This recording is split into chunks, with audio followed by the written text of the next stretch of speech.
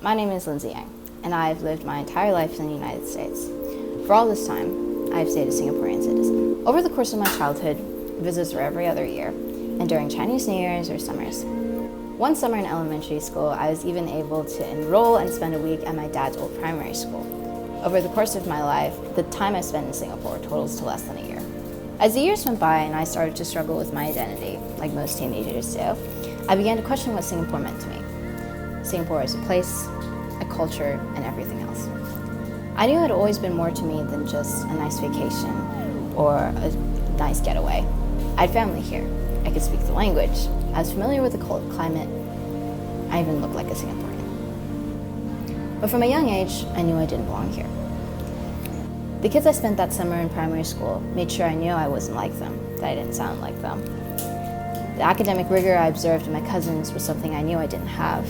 Even the mosquitoes that attacked me in my 99's flat reminded me that I wasn't a local and had sweeter American blood. Sitting on the MRT, walking the malls, even standing in an elevator, I felt out of place. Like if I opened my mouth, my straightforward American accent would give away my loud, radical upbringing. As alien as I felt, and sometimes still feel, I simultaneously began to grow a tie here, one that only continues to furl and entangle itself further into my being as I mature. The hum and buzz of the hawker center downstairs. The tall, tall banyan trees of my dad's childhood, drinking in the greenery of the downtown district, the sweet, humid night air emerging from Changi Airport, welcoming us home. At first, I wanted to blame it on my parents' influence. After all, I grew up speaking the Singaporean mix of Mandarin, English, Hokkien, and Malay, and eating the rojak, Malay for mixed, and also Singaporean salad, a food Singaporeans ate. But as familiar as the languages felt and foods tasted when I returned, I knew it was something beyond that, an inherent connection, a subconscious pull. Like part of myself would always come from this place.